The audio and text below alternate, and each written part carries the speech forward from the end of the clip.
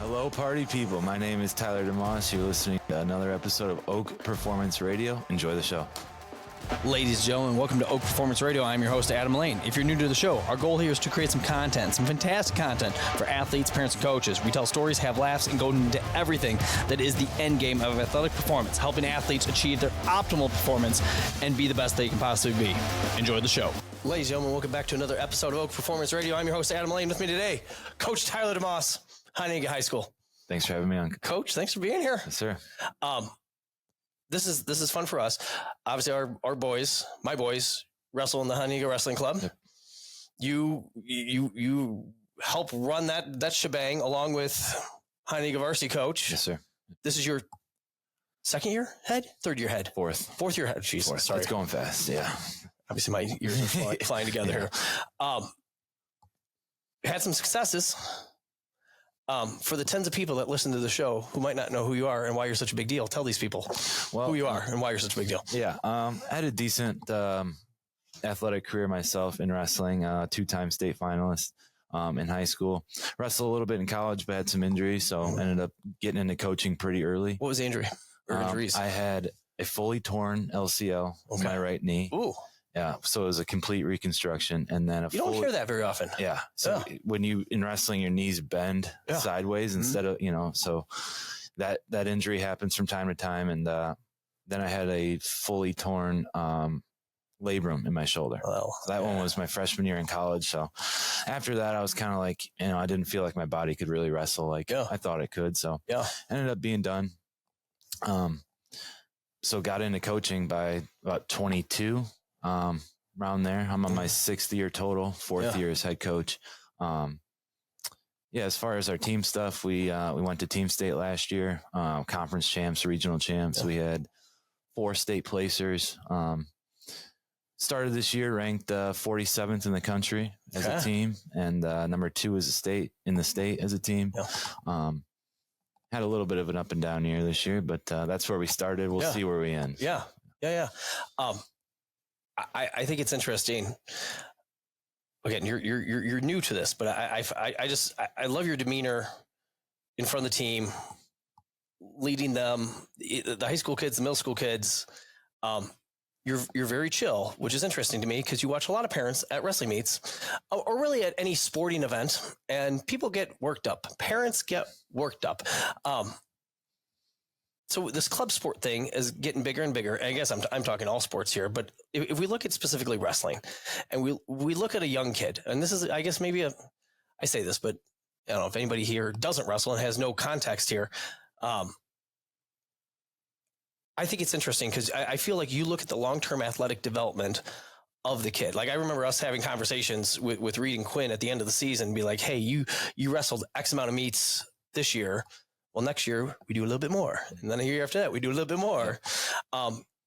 Versus 0 to 60. And next year we're going to do all the meets, and then burn the kid out. And then, then they quit by the age of 12. Right. And then, you're no good for the high school and blah, blah, blah, blah. What's your philosophy with like that long-term athletic development, specifically in kids in wrestling? Yeah. I think early on, it's important to establish you like wrestling. Like it's not an easy. That's important. It's not an easy sport to like. I mean, it's very confusing. Sometimes you like it, and sometimes you hate it. And you're going through tough practices sometimes, and it's not something that you sit down on Sunday and watch like football or go watch basketball. So it's like you have to seek out wrestling in order to watch it. It's not on normal TV. So developing just the love for wrestling. We've had to get some different channels just so we can watch some wrestling. Exactly. BTN Plus and stuff like that. So I think that's where it starts around, whenever you get them into it, if you get them into it at 4, whether you get them into it at 10, they have to start liking wrestling, and then they'll start loving wrestling. And if they love something, they'll get better at it. Yeah. I think the match count thing and doing all the tournaments, like you said, the 0 to 60, that burns them out, but also kind of freaks them out. Yeah. Like they went from, doing maybe, T-ball and some soccer games to, okay, here's 80 matches a year in wrestling, and it's intense. And every weekend. Yeah. And the parents are yelling and the kids are, getting into it, and it's a lot. So if you don't start with liking wrestling, eventually they're going to come to the point where they have to choose between maybe doing wrestling or another sport or wrestling and doing something else. And if they don't like wrestling, they're choosing the other thing every time. Yeah. So I think it starts with loving wrestling, which again, it's not an easy thing to do, but if you do, you will never stop loving it. It'll be with you for the rest of your life. Yeah. And even when you love wrestling, there are times where you don't love wrestling. Yeah. I've said it a few times. I think I didn't love wrestling until I hated it for like 2 years. Yeah. It was like 2-3 years. I didn't like it. And then I started to realize, okay, this is, we're doing this for a reason. Which 2 years was that? It would have probably been 9-10 years old. Okay. Like those 2 years, 9, 10, 11, maybe. You're talking about Quinn right now, just so you know. Yeah. And I wrestled for Tony Alber. Okay. Josh Alber's dad. And, me and Josh wrestled together. We had a group of kids that we wrestled up in their shed. And I still haven't seen that intensive practices, and we were 9, 10. And I've said this before, a lot of people around us, I don't think I would have been nearly as tough as I am if it wasn't for those practices. Yeah. Like I needed them. Yeah. All right. And those got me tough enough to be, in those close matches, able to when you're in a close match in the third period, you're getting tired, you can concede a takedown or you can dig down deep and find a way to win. And those practices taught me how to do that. Yeah. Early on. Yeah. Young age. Yeah. Yeah. Yep. I think it's interesting that Reed getting over this mono thing right now. Quinn has had to go to these wrestling practices by himself. Yep. And he's got buddies there and stuff like that, but there's something different about not going with your brother. Oh yeah. And watching his attitude just over these last few weeks. Yep. Last night, no problem. Yesterday or 2 days ago at the meet, no problem. Brother's there with him. Yep. And you're right. I think it's funny how it kind of ebb and flows with the times we love it, and we're winning and we get our hand raised and, and both the boys went through a time where they did not get their hand raised. Yeah. Like I remember Reed's first year intermediate. So he's got older kids, that are more experienced and older. And gosh, he went half the season without winning. And then finally it happened. And so light switches click on. And they started in the barn, right? Yeah. So that was in the barn. A weird way to start wrestling in the barn, cold in there, no tournaments. No. Their first year they didn't do tournaments, right? Because of the whole. So it's funny you say that. We went to, and this is because I didn't understand club wrestling. We went to one at the Woodside Dome. Oh yeah. And Reed got destroyed. Yeah, I remember that one. Yeah, that was not good. Yeah. That was like the only option, though, right? Yeah. Yes. And they were like, I want to wrestle a match. I want to wrestle a match. There were 8-year-olds there that had wrestled for 12 years. Yeah. So there were. Yeah. And there's and Quinn ended up going against some kid because there were just very limited pickings and just rolled over on him twice and got a trophy that's this big and thought he was the coolest kid in the world. Yeah. But that might have sparked something. I think it still sits on his desk, he's still. There you go. Gosh. What, in the way of, because again, I think you're very calm, very direct. I think I see a lot of like teaching as you coach, as opposed to just like screaming and yelling that I see a lot of people do. I see a lot of coaches do it. I see a lot of parents do it. Yeah. I don't scream as much because I don't know what I'm talking about completely. Some things I picked up, but like, I also like the idea of other people coaching my kids. Right. I tell them to do enough stuff. It's nice to like have that. It's nice to be dad. Yeah. I don't mind the coach role, but yell at them for all the other things. What is and again with wrestling, I see people get so emotional with it, and then you see the kids get emotional with it. Yeah. I mean, 40% of the kids at a wrestling meet end up crying during the day at some point. At least. Have you always been this chill with the coaching thing? I mean, you obviously see the other coaches losing their mind. Yep. Is that purposeful, or is that just your personality, or is that intended just so you keep the kids enjoying it and not getting the highs aren't too highs, the lows aren't too lows? Yeah. I think a lot of it's my personality, but I think early on there was a lot more yelling because I had to change the culture a little bit. Okay. I had to let them know, this is what we're doing. Yeah. So I had to kind of say, we're going to make a change. And they were like, oh, okay. Yeah, we're going to make a change. And I just they they didn't quite understand, like, no, we're making the change right now. We're not, it's not 3 years. We're making the change right now. And so I had to do a lot more yelling then. Now I feel like I don't have to yell as much and do some of that yelling and screaming. Although in the last 3 weeks, I've had to pull it back out a little bit. I love it. But for the most part, I mean, just relaxed. And I almost think of it like, you know, when we trained our dogs, they told us your energy will match theirs. And it's pretty accurate. And I think of it like exactly when you're especially at the kids tournaments, when, you know, the mats are smaller. So you're literally 3 feet away from your kid at times when they're wrestling right there and you're freaking out in the corner, they're going to start freaking out on the mat. Yeah. So that's a big part of it, is just your energy is going to reflect theirs. And for high school, it's, if they're in a really tight match, close, late in the match, and you're kind of panicking and you don't know what to yell at them, and your body language is off, they're going to read that. You know, even if they look at you for a couple seconds, they're going to be like, oh man, I didn't get any direction. I didn't get any coaching. He's freaking out. I'm freaking out. So I think, just being calm in the corner is big. And, early on, I had to do less of it, and I could do less of it. But I try and learn from the best guys, and Cal Sanderson, best coach. And you watch him sit in the corner and he's got his legs crossed. He's not even really yelling, you know. Obviously our jobs as high school coaches and kids coaches are much different. You know, those guys they're good for him. He doesn't really need to yell much. We have to, but just approaching it the right way is big for sure. So I went to, maybe we talked about this at some point. I went to Iowa State, same time Kale was there. We're the same age. Oddly enough, we didn't hang out. A little disappointed looking back. I did walk into the rec center one day, and for some reason he was in the regular, whatever, everybody, workout area, because the wrestlers had their own thing that was super cool that I never saw. But he was running on a treadmill at full incline, and it was not pretty running at all, but the treadmill looked like it was hurting. Like he was just hammering, arms but like stoic look. I went to a few matches. I did not realize the greatness I was seeing. Right. Like I should have appreciated it more. Right. It's hard to, I think, at the time. And then he's on a Wheaties box. I'm like, what? Gosh. Yeah, he's incredible. Yeah, I've learned a lot from him. Technique. I mean, coaching. There's so much to learn from that guy, and a lot of other guys in college coaching. But I mean, he's done it at every level, and he's got to the highest level. Yeah. College, Olympics, coaching, whatever it is. He's been at the highest level of wrestling. Is he? Do you know much about this? I'll bring it back. Because I want to say our jiu-jitsu guy next door. I forget what he calls it. It might be something like the Penn State, the way they attack practice, instead of like, okay, we're going to work this move. We're going to work this move. We're going to work. Yeah. But they're going to put you in a position. Yep.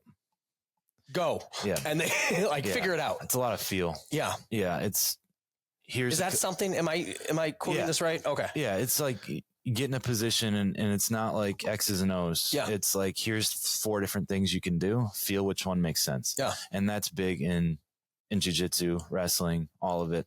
It's mostly feel. Yeah. Yeah. So those are, if you get to see a little bit of behind the scenes practices at Penn State, that's what it looks like. I think a lot of the times is a lot of feel. And then, let's come back in. Let's work on this. Let's add this to that. And then they go back, they feel it out again. Right. And I would imagine it's probably the same with jiu-jitsu. Okay, yeah. Well, I know jiu-jitsu, it's a lot of like, we're going to work this. Here's the first step. Right. Here's the second step. First and the second. Now we have the third. Now and it's like, and then all of a sudden you go live and you're not doing anything. Yeah, like his reaction matters. Yes, so exactly. Much, so to start in half guard and 3, 2, 1, go. Yeah. It just totally makes sense. Problem solving. Yeah. And he's obviously working with the best of the best. So like they can, gosh. Yeah. Yeah. It's crazy fun. What, in the way of, if I'm a parent of a wrestler, say in the kids club right now, and I want them, here's my goal for my kids. I want them to enjoy this wrestling experience. I want to maximize their potential. And maybe I'm gun shy here, but I see a lot of kids, a lot of sports that quit, and it's so frustrating to me. Yeah. obviously we do a lot of volleyball. It's a lot of volleyball kids. Often they get hurt and like they can only fight through pain for so long before they're just like, my shoulder is dying and I don't want to do this anymore. And it's hard to argue with that. Like, or they have a really crappy coaching experience or something like that. But like, I hate to say, I feel like I've seen too many, especially like post-COVID. I'm going to sound old here, but like 20 years ago, I didn't feel like this was happening. Like I felt like kids played multiple sports. Yeah, they were less intense, less of the club thing, blah, blah, blah, blah, blah.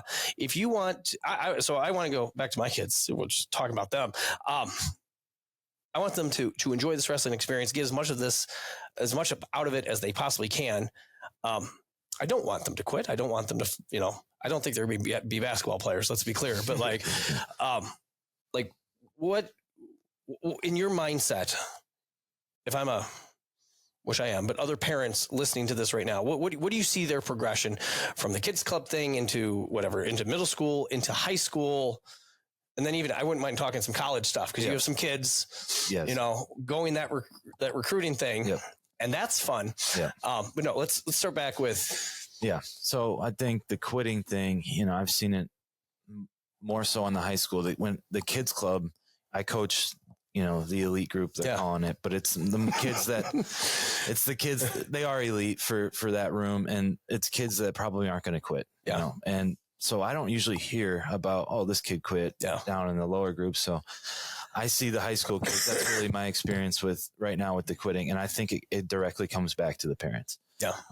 That's a big deal. That's a big statement right there. Yeah. It's just quitting halfway through the season. That was never a thing. Even I was in high school 10 years ago. Yeah. That was not a thing. Like I had plenty of teammates that were like, man, I can't wait till the season's done. And then I'm done wrestling. Yeah. I'm quitting wrestling. But they didn't quit in season. No, you finish out what you started. Yeah. And that was a part of it. And I feel like now the parents are more of like, well, this is a hobby. He's not doing this to better himself. This is not to maybe get money off of college, possibly.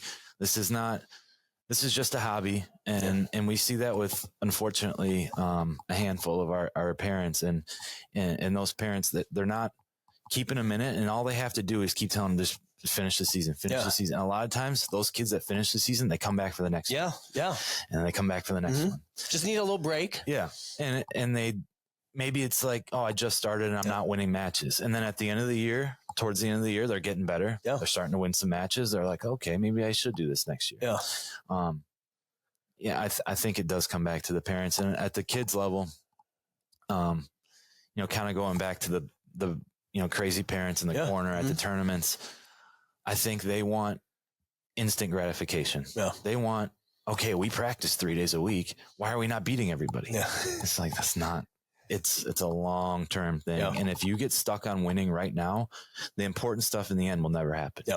So like if they win, great, but we're not going to get too high on it. Yeah. If they lose, it's fine. We're not going to get too low on it. We're going to stay right in the middle and just make it about liking wrestling, loving wrestling, getting better at wrestling.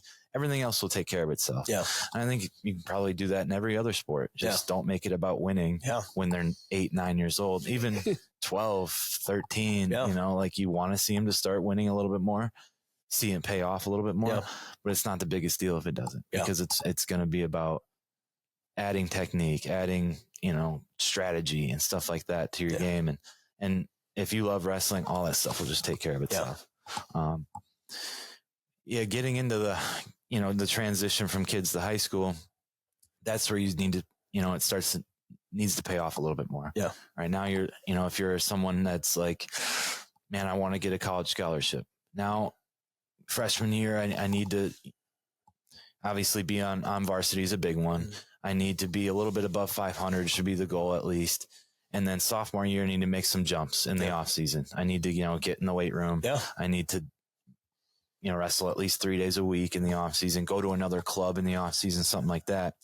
And now sophomore year is a big recruiting year. You're getting recruited a lot, sophomore and junior year. So by sophomore year, now it's going to be a little bit more about winning. Mm-hmm.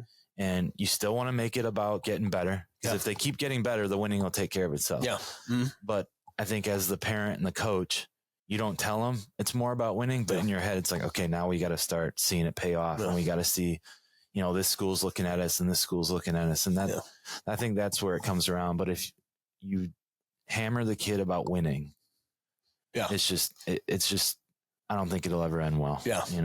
It might take until college where it kind of crash and burns, but we've seen it already happen in 7th grade. Yeah. Kids in the program that we're in, they hit 6th, 7th grade and they're like, man, I've been getting hammered about winning for the last 4 years and this stinks. Like, I don't want to do this anymore.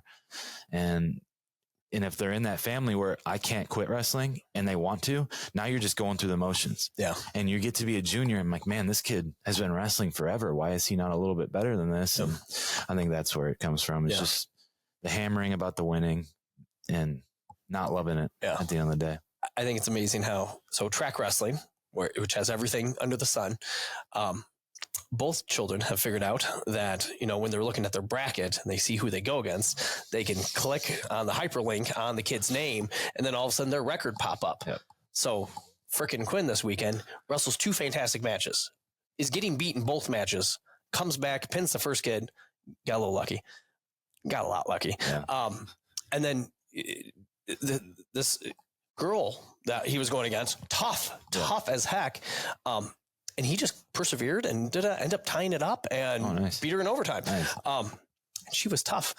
Wouldn't have gone to overtime, but he got called for accidentally pulling her headgear, when they got locked off. Like, dude.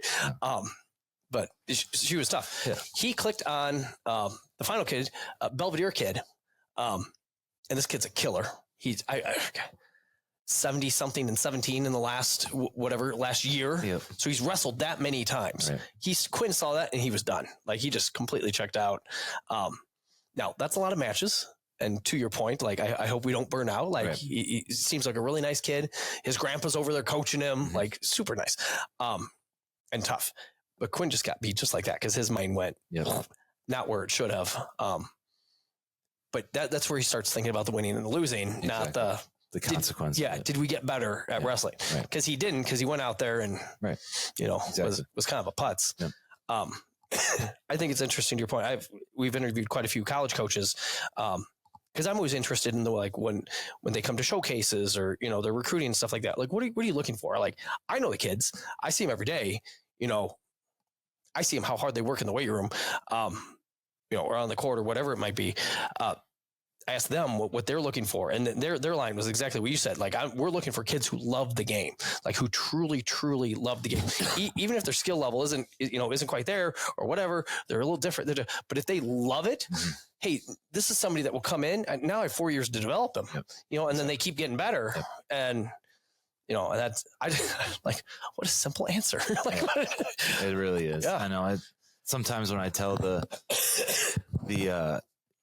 kids club parents, because we have a few in that elite group where it a little bit is about winning more than it is about getting better.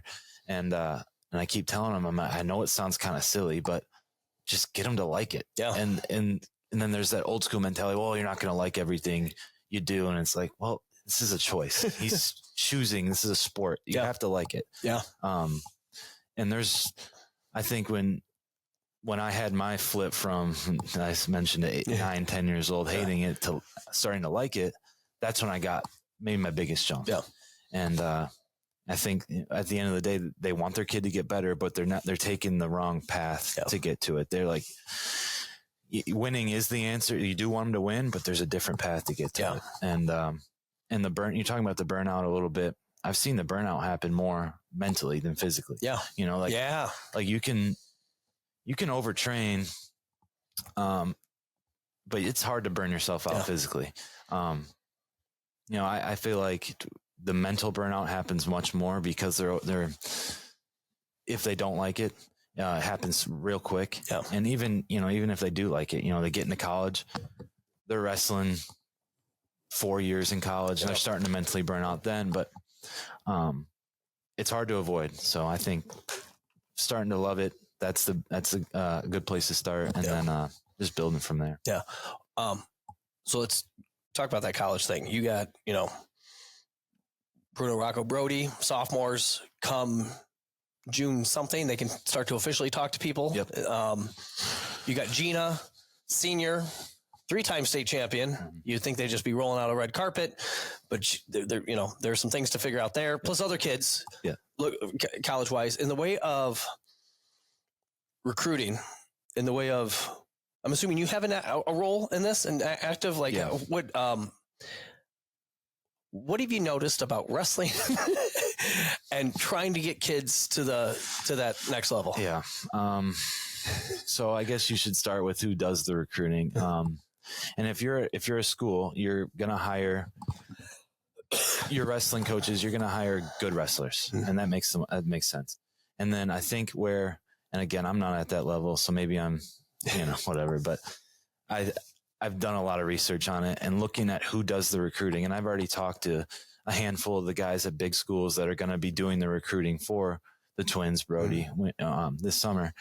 And they're a lot of just ex-wrestlers that just got out of college and they're an assistant coach on the team. And they said, all right, you're going to go out and you're going to fly across the country. And it's because they know you. They saw you win nationals, or they saw you place at nationals last year or 2 years ago. So now we want you to recruit them because they're going to be, because he said it, I'll do it. Yeah. And then look at that big name. Yeah. And then, they get out there and maybe that person doesn't have people skills and he doesn't know how to he doesn't put a pitch together that makes sense. Then, the kid's like, well, yeah, I know who this guy is and it's awesome that he's recruiting me, but the pitch wasn't the greatest. And, maybe he didn't give me all the information he could have given me. No. Maybe he didn't highlight some of the things he should have highlighted about the school and about the program.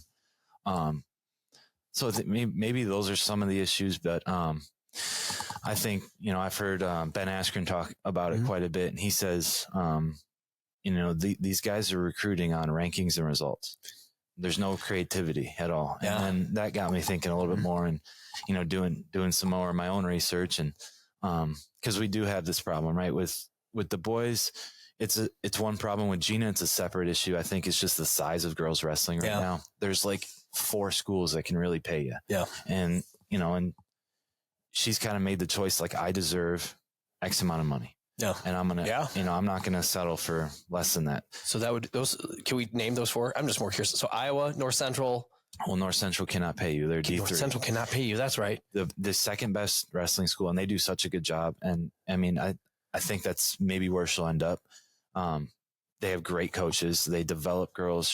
They take girls from, maybe a state champion, not even a Fargo All-American. They bring them 2 years later. They're placing at nationals for them. That's a school that. This is North Central. Yeah. Gotcha. If they could pay girls, man, they would be even better than they are. So the teams that can actually pay girls that are really good, Iowa, McKendree. Yep. I believe King can. Okay. They're D2, so they can pay. Is that Georgia? Tennessee. Okay. Is there a Georgia school too? Yeah, Life University, and then there's Campbellsville as well down there. Okay. That is not many. Yeah. Some of these programs fluctuate. 1 year they're really good, the next year they're not. It's just these coaches are moving around constantly right now, and they're just like the athletes. They're trying to find the best home for them. Yeah. That makes the most sense. And money is a part of it for the coaches and the athletes. Pay the bills. Yeah. And I feel like that's kind of the problem right now with Gina is like, we didn't really get the offer from Iowa. Yeah. That's like, Gina kind of said, all right, this is what I need. And we didn't get that from Iowa. So, we moved on and looking at, McKendree is a great school. North Central is a great school. There's a few others she's looking at, but I feel like it's just the size of it right now. Hopefully Iowa got wrestling 3-4 years ago and we said, in 3-4 years, maybe the whole Big Ten has girls wrestling, and we're 4 years later and it's just Iowa. Yeah. So hopefully in 5 years, and that's what I keep telling Gina. I'm like, you don't want to transfer if you're in the right spot. Yeah. But maybe down the road, if there is some different options, then you could transfer. But I think if she went to the portal, makes it pretty easy these days. Yeah. And I think when I went with her to the visit at North Central, and they can't make it about money because they can't pay you. Yeah. So it's all about wrestling. Yeah. And it was just. It felt like a wrestling school for girls, especially. And I think if she goes there, she'll have to obviously, pay some out of pocket because it's a good academic school. It is. And, but with good sports all over. Yeah. Track and field's good. Cross country's good. Football just won nationals. Oh, did they really? Yeah. Holy cow. Yeah. They're good at every sport. They told us that when we were there. Like, yeah, it's not just girls wrestling. We're good at every sport. And they're awesome. Showing us the trophies and stuff. And yeah, I think if she went there or McKendree, I mean, I think both, she's just going to get so much better at wrestling, especially North Central. That was a great one. But I mean, that just is, for example, that's number 2, and they cannot give you money. Yeah. And it kind of stinks. Like, the options are limited. Yeah. So, with the boys, obviously that's not the problem. Yeah. It's, some of my seniors right now, they've had the opportunity to get recruited by these big schools, and they don't win that big match. They don't place at that big tournament. So some of it is on them, where it's like, they haven't had the results. And I've told them this, like, they are going to recruit you on results and rankings. Yeah. Because if I'm a college coach or recruiter, that's probably where I'm going to start too. Yeah. Unfortunately, that's where it ends with some of them too. Yeah. It starts and ends in the rankings, and they don't, hey, let's go take a visit here. And, this kid, we need a 57 pounder. Let's go look at this 57 pounder and get to know him a little bit. His results are like maybe fluctuating.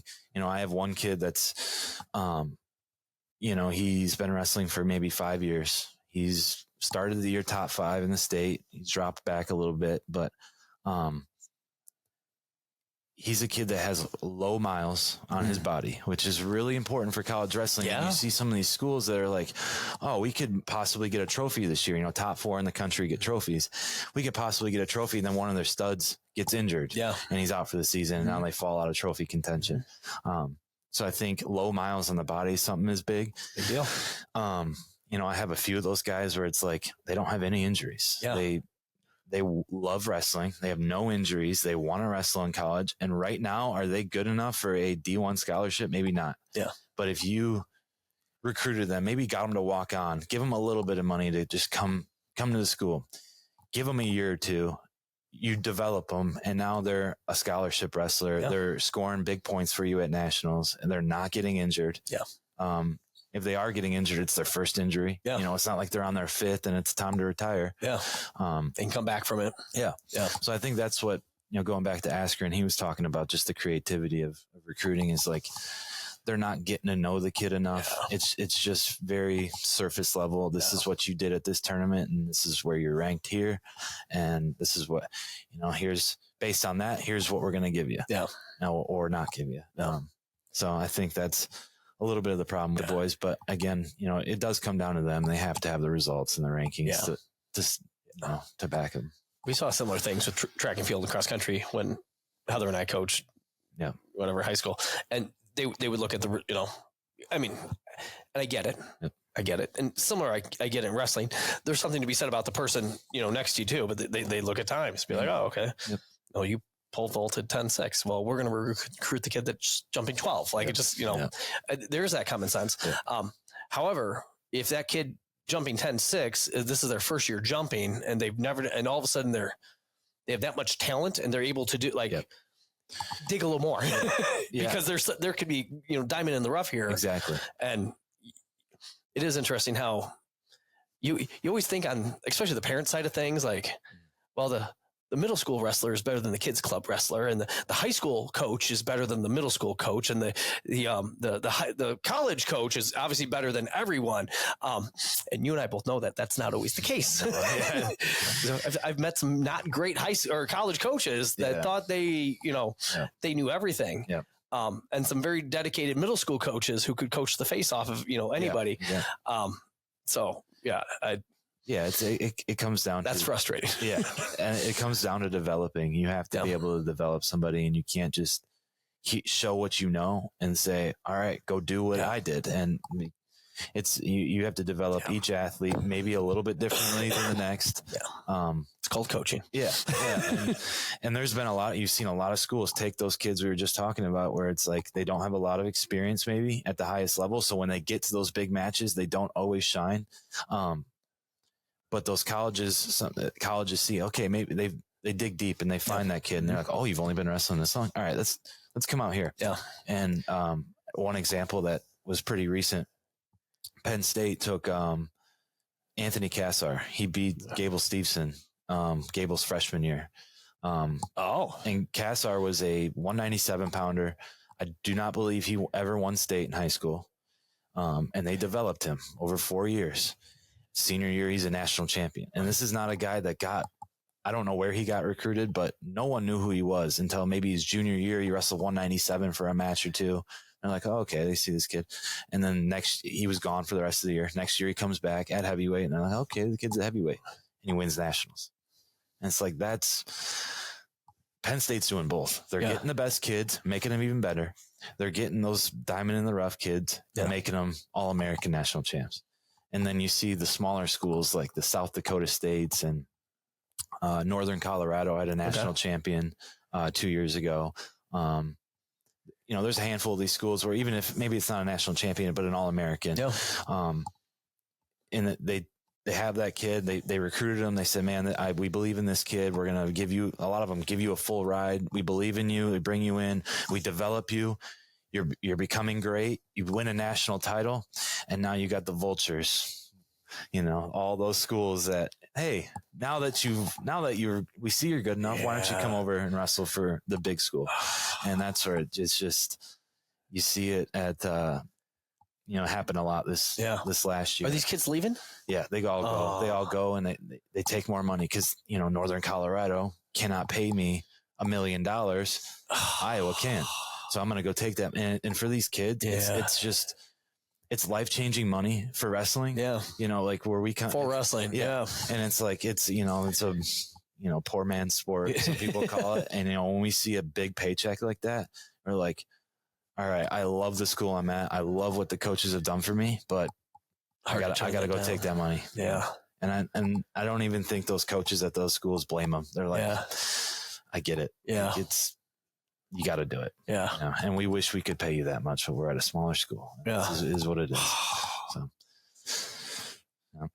that stinks. Yeah. But, I think with my seniors, at least, how I'm thinking about it is just go to the school that fits you the best. Yeah. Because, you don't want to transfer if you don't have to. Yeah. If you can go to a school, get a decent scholarship or work your way into a scholarship. Yeah. It's really about being comfortable for 5 years. It's probably a redshirt year and then 4 competition years. So yeah, you want to be somewhere for 5 years. You got to be comfortable there. Yeah. So find where you're comfortable. And then, hey, if I'm not on scholarship right now, I can work my way into that. Yeah. That's where we're at with some of them is, we have really all of them aren't signed. Yeah. They have an idea of where they want to go, but no one's signed or committed anywhere. And I think that's what their idea is. And I'm just going to find where I'm comfortable, and maybe I walk on somewhere and work my way into a scholarship eventually. But that's just having the belief in you. Like, hey, it's hard to walk on, especially when you have, they're going to have some, Division II or NAIA junior college. They're going to have some offers, some scholarship offers. And we've had these talks where it's like, you might have to walk on and just believe in yourself. If you really want to be all in on yourself, this is a school I like. I'm comfortable here. They're not giving me a scholarship, but I'm going to bet on myself. Yeah. This is where I think I can get better. Yeah. How is, because my second biggest frustration is I'm amazed how many of our kids who, again, the lion's share are volleyball, but I mean, we have football kids, baseball kids, basketball kids going places. And, I don't have a percentage. Too many come back after a semester and be like, the coach was not who they thought they were. And during the recruitment process, it was, hey, how are you? Great. Love to have you. This is good. This is what we do. Love to da, da, da, da, da. And then first day of practice comes and completely different. Yeah. Have you had much experience like that? Obviously I get there's a sales thing, and obviously the coach has to win games or match or whatever it is. And so I get that. I don't like the two-facedness of like Jekyll and Hyde going on here. Yeah. Any words of wisdom to like help kids get, I mean, is it just many phone conversations with coaches and things, or? I think you have to meet them in person. Yeah. And I think everyone has a level of ability to read another person, get a feel for like, what kind of person are you? Are you being genuine? Yeah. just in my personal experience with the visits I did, there was a few where I felt like, man, seems like he wants to get me in and get me out. He just wants me to sign. He's kind of just giving me what he needs. He has to give me. He's not doing that much extra. Did you involve your parents with that? Did they come and, okay, gotcha. So you got their 2 cents. Yeah, except for one. One of them, I was with Josh Alber at Northern Iowa where he went. And I kind of did a little visit there with him. And I met Doug Schwab, who was an Olympian, I believe. There was a few, and he was one of them where it's like, you can tell he's genuine about what their intentions are. He's not trying to blow smoke up your butt. So you sign, and then you get you out there. And then like you said, it changes when you get on. Yeah. Oh, now that we got him here, now we can just, you're mine. Yeah. And so that you could tell the ones that are, they really care about you and they care about their team. And I think a big thing is talking to the team. And if you talk to the right guys on the team, and like while you're at the visit, and, you can get an idea of like, this coach cares about us. And it's not just, he go get your hand raised and, good. All right. You did your job. They care about you 24/7 on the mat, off the mat, doesn't matter. I went, unfortunately, I got recruited to Division I. So I did a few of those visits, eventually figured out my grades were not good enough to go. Unfortunately, didn't do too much homework in high school. Did a lot of wrestling, no homework.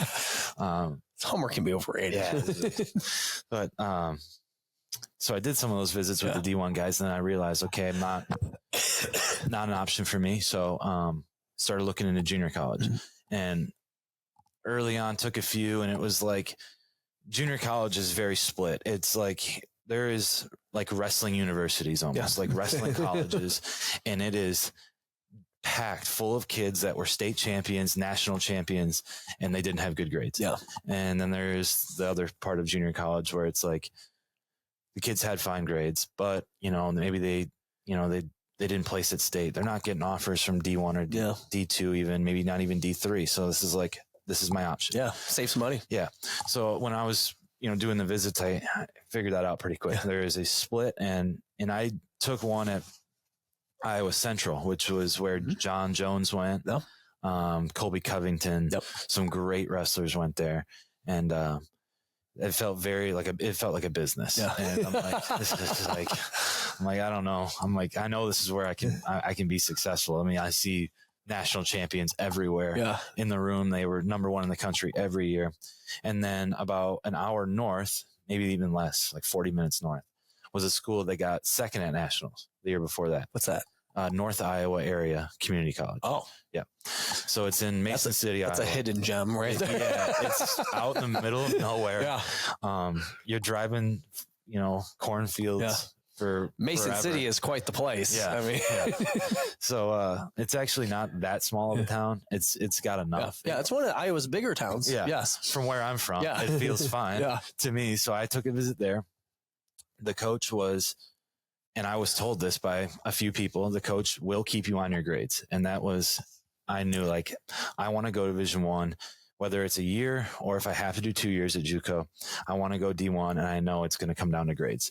Like I've already done these the D1 coaches have told me like your skills are good enough. They're there.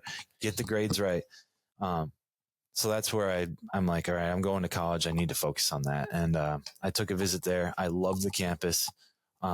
Coaches were great. Assistant coaches were awesome. The guys were great. Guys from Illinois, knew a bunch of guys from there already. But it was also, it was about a good split. Like I was talking about, JUCO is split. That team was split. Half the team was guys that, they didn't place at state, in high school, and this is kind of their option. And then half of the team was national champions, dudes that were from Florida, New Mexico, all around the country. And I'm like, this is where I want to be. Yeah. It's a good split. It feels more comfortable for me. So I went there, and getting on campus, coaches were the exact same. Yeah. They told me this is what it is. This is what you need to do. We know that you want to go D1. We're going to try and help you get there. This is what you need to do if you want to do that.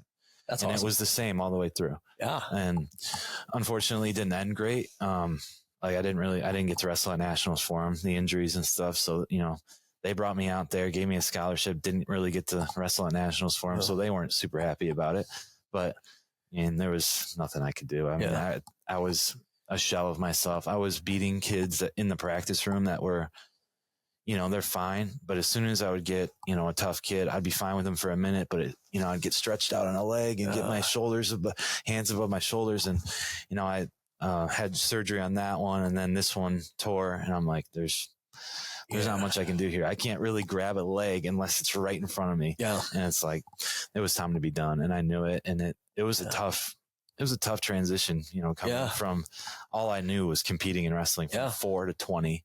And then, coming off of that was like, you had some miles. Who am I? Yeah. It was like, it was a big, my body was beat up, and it took me a few years to kind of feel like I could wrestle again. Like full, go live, really fully wrestle live and stuff.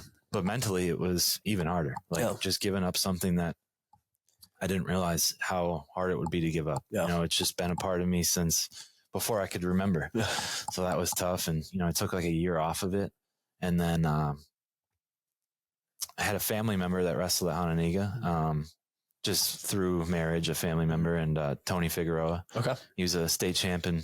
IKWF. So I'm like, all right. His name's on the wrestling room somewhere. Yeah. And I'm like, I'll go help him out. And I just started practicing with him a couple days a week. And then the fall of 2019, Tony Cassiope, had to go to his house to get my USA Wrestling card. I was going to coach Tony Figueroa at a tournament. So I go up, and Tony asks, oh, you're coaching now? I'm like, oh, no, not really. I'm just helping this one guy out. He's like, oh, okay. Well, if you want to come run a practice, the Twins, right? I'm like, yeah, I know the Twins. He's like, yeah, they got a group of kids. Like, if you want to come run a practice in the garage for us. I'm like, all right, yeah, I can do that. So a couple weeks later, he has me out. We go practice in the garage. In the first practice, I remember leaving the first practice, and I was like, this is not going to be a one-time thing. These kids love wrestling, and they want to go hard. Mm-hmm. And 6 years later, we're still together. Here we go. Yep. Yeah. So it's been a really fun ride. Yeah. I think that transition from that competitive piece to what do you do now is not an easy one. Oh, and yeah. I mean, you see your professional athletes that struggle with it, and some do it in very healthy ways. Yep. Tom Brady is broadcasting, Yep. And other people have completely gotten away from the sport, and they go and find something else, and some find coaching, and I tried the regular job route and figured out pretty quickly, like, everything is going to take me back to wrestling. Yeah. Like, I love it too much. And like, if I can make that my job for the rest of my life, I'm going to do that. Yeah. So there we go. Yeah. Coach, what do we miss? What do you wish I would have asked you that I didn't? I don't know. We got through quite a bit. We solved a lot of the world's problems. We did. Yeah. Maybe some of our club parents listen and they learn.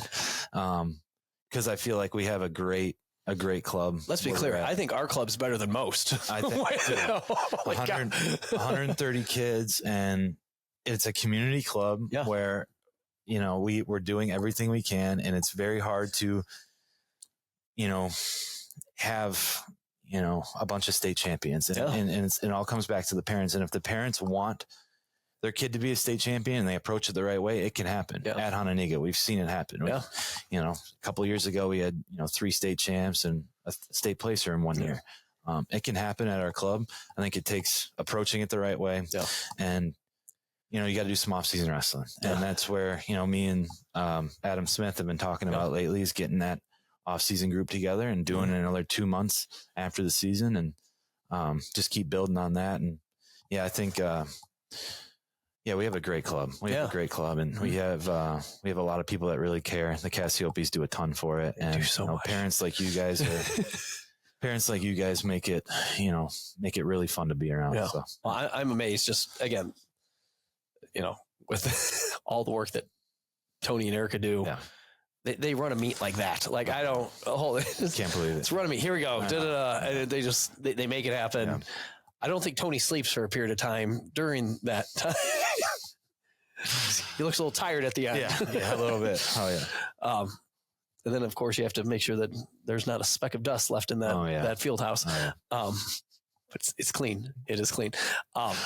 No, I think we feel blessed that just people care like that much about it. Yeah. It's not just showing up because I've done it before, or, to actually, you have like Brad Sindell in there who's just, again, just chill with the whole thing, and, struggles with his own kids trying to figure out what buttons to press and what, and, it's one guy that I really, there's a group of dads in there, and you're one of them that I really like. They either have a little bit of wrestling experience or don't, but they're in there every day with energy. Serrano, I mean, he's bringing the energy every day. Yeah. Obviously, Adam Smith is great. Yeah. I mean, you and Adam both didn't wrestle. Correct? No. And are some of our best coaches. Some bad jiu-jitsu is really what I've... Yeah. And you're some of our best coaches just because you're able to learn the thing. This is what I should teach. That's what I'll teach. Yeah. And that's been great. John Papernick's awesome. John's great. All these guys are great. Yeah. We have a good thing going. And I think the energy that all these guys bring in, and the effort that Tony brings in, the effort I try to put in, just trying to make it contagious. Yeah. And I keep telling, I think all you guys, just get these other parents on the same track that you guys are on. And it's just start pulling one at a time, one family at a time. Yeah.